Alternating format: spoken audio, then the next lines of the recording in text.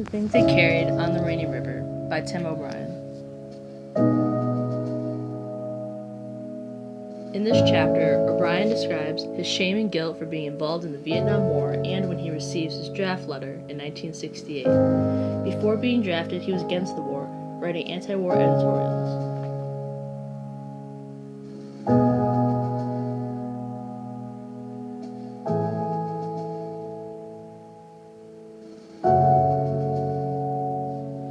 When he opens the letter, he is in shock. He felt he was too good for the war, too smart.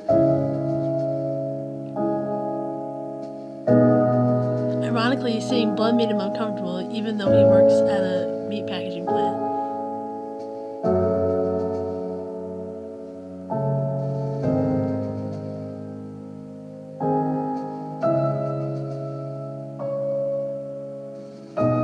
After thinking it over, in July, he decides to flee to Canada to escape being drafted.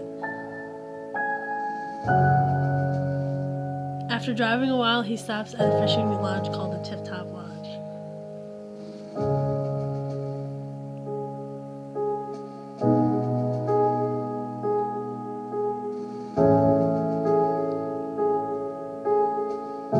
An old man is running the lodge named Elderoy Berdahl. He is instrumental in this chapter because throughout the time he spends with O'Brien, he doesn't ask about why he's there or where he's going to. If he did, things could have been different for O'Brien.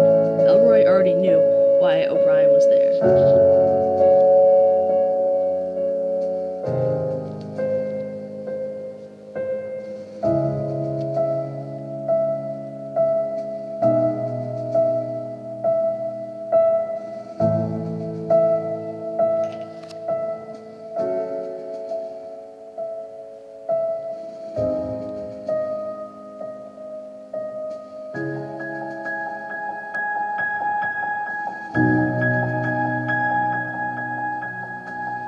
One day, Berdahl takes O'Brien fishing on the river that's between Minnesota and Canada.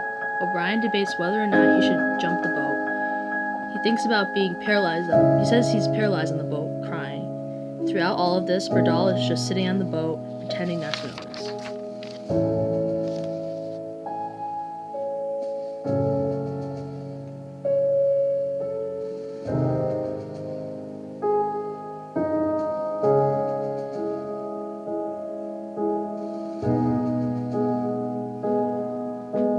After being on the boat, he decides to stay on the